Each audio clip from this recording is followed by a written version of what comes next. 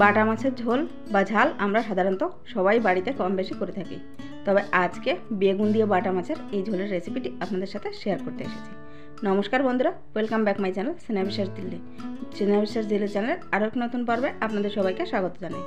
শুরু করছি আজকের রেসিপি। আজকে বেগুন দিয়ে বাটা মাছের পাতলা ঝোলের এই রেসিপিটি আপনাদের সাথে শেয়ার করছি।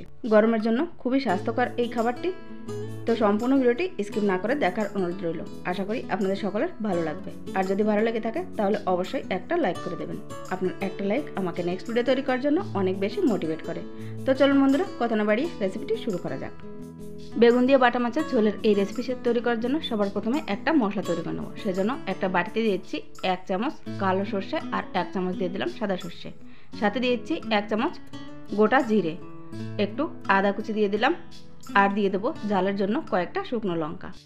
আর এখানে আমাদের লাগছে ধনে পাতার ডাঁটা। এইবার এই সব উপকরণগুলোকে অল্প একটু জল দিয়ে প্রথমে 5 মিনিটের মতো ভিজিয়ে রেখে দেবো। তারপর শিলনোড়াতে অথবা মিক্সিতে একটা পেস্ট তৈরি করে নিতে হবে। পেস্টটা বেশ মিহি করেই তৈরি করে নিতে হবে। বন্ধুরা, আমি এখানে সাদা সর্ষে আর কালো সর্ষে দুটোই ব্যবহার করেছি, তবে আপনারা যে কোনো এক প্রকার সর্ষে দিয়েও কিন্তু তৈরি করে নিতে পারেন। এরপর এখানে কয়েকটা বাটা মাছ আমি কেটে দিয়ে পরিষ্কার করে নিয়েছি। এই বাটা মাছে দিয়ে দেবো পরিমাণ মতো লবণ এবং হলুদ, আর অল্প একটু সর্ষের তেল দিয়ে এই বাটা মাছগুলোকে খুব ভালোভাবে একটু ম্যারিনেশন করে নেব। খুব বেশি তেল মশলা লাগে না এই রেসিপিতে, আর এর টেস্টটা হয় কিন্তু অসাধারণ খেতে। দুপুরবেলায় গরম গরম ভাতের সাথে এই রেসিপিটা কোনো তুলনাই হয় না। তো বন্ধুরা দেখুন, মাছগুলোকে আমি ভালোভাবে লবণ হলুদ দিয়ে ম্যারিনেশন করে নিয়েছি। এবার মাছগুলোকে সাইড করে নিচ্ছি। এরপর একটা বেগুন নিয়ে নিয়েছি। বেগুনটা কিন্তু বেশ অনেকটাই বড়। এত বড় একটা বেগুন আমার লাগবে না, তাই আমি বেগুন থেকে কিছুটা অংশ কেটে নেব। দেখুন বন্ধুরা, বেগুনটা কিন্তু খুবই কচি, এর ভেতরে একটা বীজও হয়নি, মানে বীজগুলো খুবই নরম। তো এই যে এই বেগুনটা 4 ফালির 1 ফালিতেই আমার আজকের রেসিপিটা হয়ে যাবে। খুব বেশি বেগুন এখানে দেব না, তবে এটাও কিন্তু কম নয়। তো এই বেগুনটাকে এবার আমি একটু বড় বড় পিস করে কেটে নেব। এই বেগুনটা কিন্তু একেবারেই হালকা এবং খুব নরম।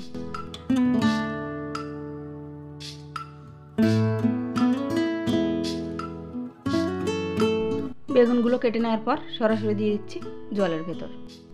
এইবার এই বেগুনগুলোকে ভালোভাবে ধুয়ে একটা প্লেটে তুলে নিচ্ছি।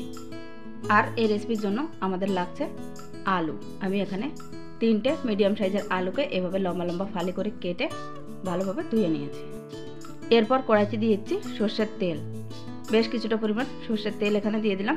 এবার সবার প্রথমে আলুগুলোকে ভেজে নেব। তেলটা গরম হয়ে গেলে আলুগুলোর ভেতরে দিয়ে দিলাম।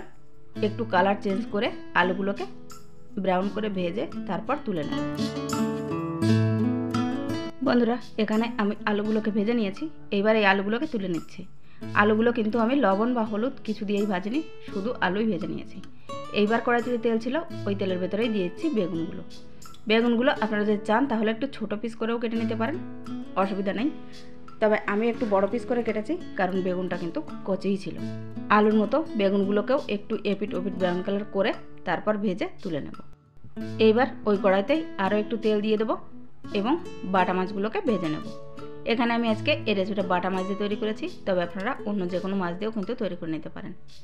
বাটা মাছগুলোকেও এপিট ওপিট একটু ব্রাউন করে তারপর ভেজে তুলে নেব।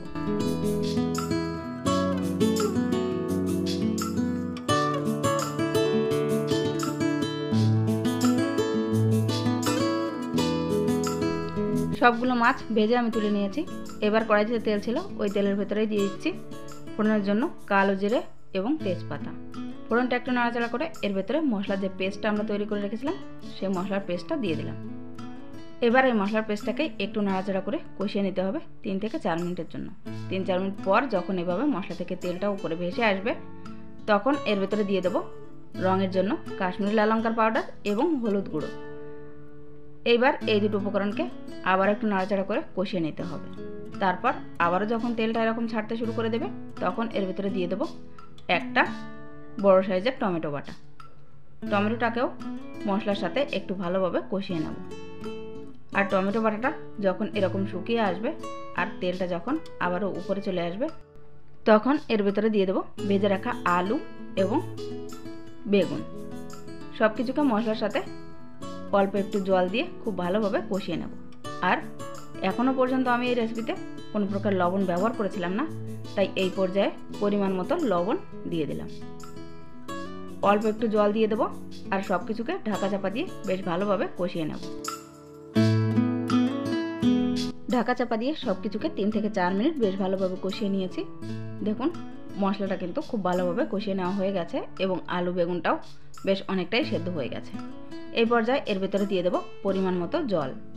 আমি একটু পাতলা ঝোল করছি, তাই ঝোলের পরিমাণটা একটু বেশি দিয়ে দিলাম। আপনারা যেমন চান তেমনই জলের পরিমাণটা দিয়ে দেবেন। সব কিছুকে একবার ভালোভাবে মিলিয়ে নেব এবং ঢাকা চাপা দিয়ে রান্না করে নেব যতক্ষণ না পর্যন্ত আলুগুলো এবং বেগুনগুলো সম্পূর্ণ সেদ্ধ হয়ে যাচ্ছে। আর এই সময় দিয়ে দিলাম কয়েকটা চেরা কাঁচা লঙ্কা। আরও 5 থেকে 7 মিনিট এভাবে রান্না করে নিলাম। দেখুন সব কিছু বেশ ভালোভাবে সেদ্ধ হয়ে গেছে, আলুগুলোও কিন্তু একেবারেই গলে গেছে। এইবার এর ভেতরে দিয়ে দেবো আগে থেকে ভেজে রাখা বাটা মাছগুলো। সব কিছুকে ঝোলের সাথে একটু আলতো হাতে মিলিয়ে নিয়ে আবারও ঢাকা চাপা দিয়ে দেবো 3 থেকে 4 মিনিটের জন্য। খুব বেশি রান্না এই পর্যায়ে করার প্রয়োজন নেই, কেননা বাটা মাছগুলোও খুব ভালোভাবে ভেজে নেওয়া ছিল আর বাকি সব উপকরণ তো সেদ্ধ হয়েই আছে।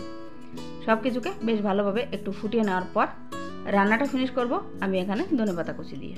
এরপর ফাইনালি একবার সব কিছুকে ভালোভাবে মিলিয়ে নিয়ে গ্যাসের ফ্লেমটা বন্ধ করে দেব।